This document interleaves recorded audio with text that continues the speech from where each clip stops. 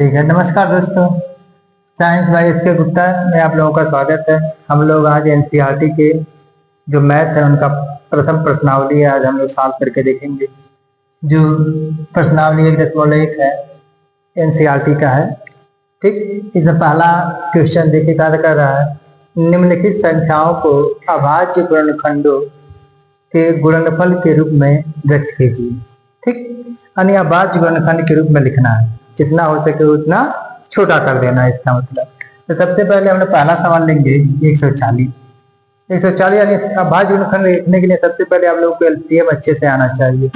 LCM निकालना आ रहा है, उससे अच्छा बेस्ट कुछ नहीं है।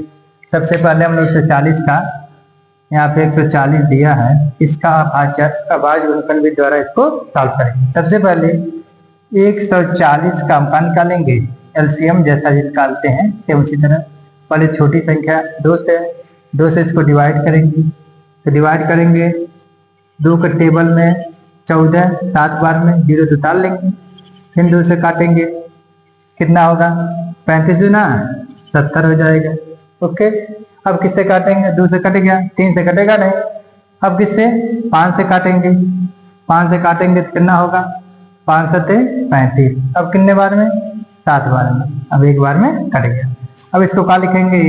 140 इक्वल टू 2 गुणे 2 गुणे 5 गुणे 7। तो क्या लिखेंगे?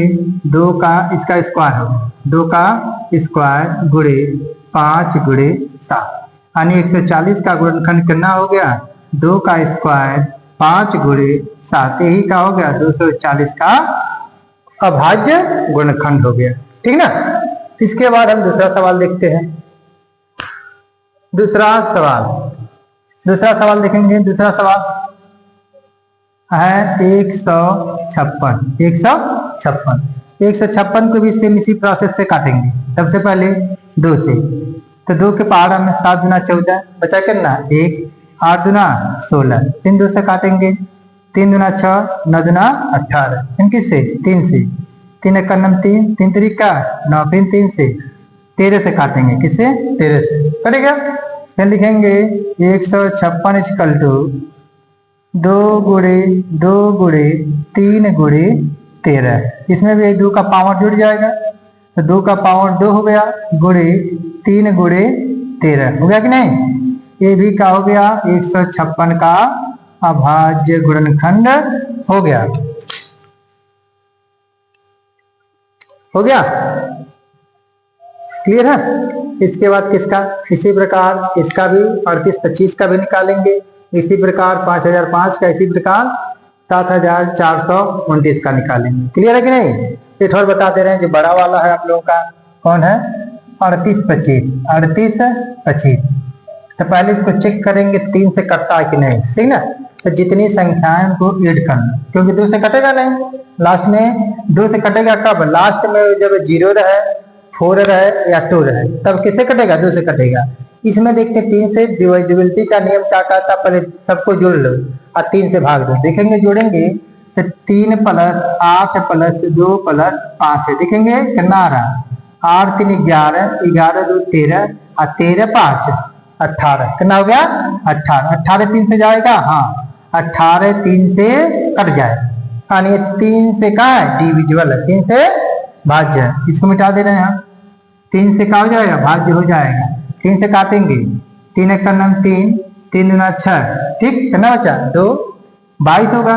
3 7 21, 3 बचे 15। देखेंगे 3 से काटेंगे तो 3 होगा, और 7 3 10 5 15, यानी 3 से भी मिल जाएगा। 3 से काटेंगे, 3 चौक को 12, 3 दूना 6, 3 बचे 15।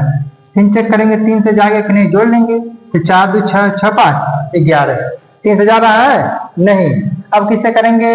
हम लोग 5 से भाग देंगे, क्योंकि लास्ट में क्या है? 5 है। 5 से भाग देंगे, 5 बटे 40 बचा 2, 5 बचे 25।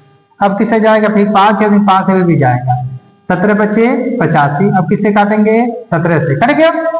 अब देखेंगे 38 25 का अभाज्य गुणनखंड क्या होगा? 3 गुणे 3 गुणे 5 गुणे 17। क्या हो जाएगा? 3 का स्क्वायर ही हो जाएगा, 3 का स्क्वायर गुणे 5 गुणे 17। क्लियर है। हो जा रहा है। इसके बाद 2 क्वेश्चन आपके लिए होमवर्क है, करिएगा। नेक्स्ट दूसरा क्वेश्चन क्या कह रहा है, पूर्णांकों के निम्नलिखित युग्मों के HCF और LCM ज्ञात कीजिए तथा इसकी जांच कीजिए कि 2 संख्याओं का गुणनफल LCM और HCF के क्या होना चाहिए, बराबर होना चाहिए। इसका मतलब कह रहा है ये 2 संख्याएं जो हैं इनका गुणनखंड करेंगे, यानी संख्याओं का गुणनखंड।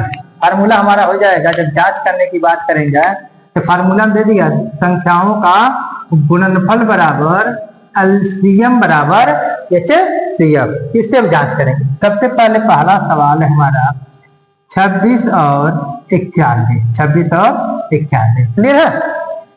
26 और 91 में क्या निकालेंगे, पहले LCM देखते हैं। तो 26 और 91 91 किससे काटेंगे, 2 से पहले काट ले, कितने बार में, 13 बार में। 91 2 से कटेगा नहीं, इसको उतार लेंगे।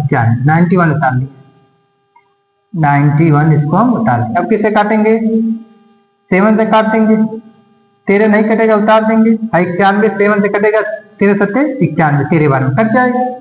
और फिर 13 से करेंगे, 13 का नाम 13, 13 का नाम 13। तो LCM कैसे निकालते हैं, 2 गुणे 7 गुणे 13। तो कितना होगा, 2 7 14, यहाँ कितना हो गया 14, और 14 का मल्टीप्लाई 13 में, 14 गुणे 13 कर लेंगे। 3 चौक को 12, कैरी 1, 3 1 का नाम 3 1 4, कितना हो गया 4, 4 1 का नाम 4, 1 1 का नाम 1, जोड़ देंगे 2 हो गया, 4 दूनी 8 और 1, यानी LCM कितना हो गया 182, कितना हो गया 182। अब दूसरी बात, अब इसका HCF निकालेंगे। HCF तो HCF हम गुणनखंड विधि से निकालेंगे। किस विधि से, गुणनखंड या HCF 2 तरीके से हम लोग निकाल सकते हैं। कौन कौन, एक गुणनखंड विधि है, एक क्या है, भाग विधि है। कौन है, भाग विधि। 2 प्रकार की होती है HCF निकालने के लिए, एक तो गुणनखंड विधि है, एक भाग विधि है। ठीक, आएगा यूक्लिड डिवीजन मेथड। 3 विधि है, यूक्लिड विभाजन एल्गोरिथम, विभाजन प्रक्रिया द्वारा। ये तीनों प्रक्रिया हम आपको बताएंगे, पर आज हम गुणनखंड विधि से बताएंगे कैसे इसका HCF निकालते हैं। HCF निकालने के लिए सबसे पहले 26 का LCM जैसे निकालते थे, गुणनखंड करते थे, इसी प्रकार 2 से काटेंगे 13 बार में, 13 कट गया 1 बार में। इसी प्रकार 91 का लेंगे, किससे काटेंगे, 7 से 13 बार में, और 13 से 91 1 बार में। लिखेंगे 26 के 2 गुणे 13 गुणे 1 लिख सकते हैं। उसी प्रकार 91 इक्वल टू 13 गुणे 3 गुणे 1। तो HCF कौन है, देखो कॉमन इन दोनों में कॉमन कौन है, 13 है। कॉमन कौन है, 13, यानी HCF इक्वल टू का लिखेंगे 13, कितना आ जाएगा 13, हो गया कि नहीं। अब इसको हम जांच करेंगे, क्या करेंगे, जांच करेंगे। जांच क्या करेंगे, तो लिखा है संख्याओं का गुणनखंड, संख्याओं का गुणनखंड इक्वल टू LCM गुणे HCF। हो गया, संख्याओं का गुणनखंड बना 26 और 91 का मुख्य संख्या हमारा, तो 26 गुणे 91। उसके बाद LCM का कितना है 182 इक्वल टू इंटू 13, दोनों का गुणा कर लेंगे। तो गुणा हमें ही कर लेते हैं, 91 का गुणा हम किसमें करना है, 26 का, मल्टीप्लाई कर लें, 6 हो गया, 9 6 के 54, 2 हो गया, 9 दूनी 18, जोड़ लेंगे, 6 हो गया, 4 2 6 हो गया, 8 5 13 1 13 1 1 2 23 66, सही है ना।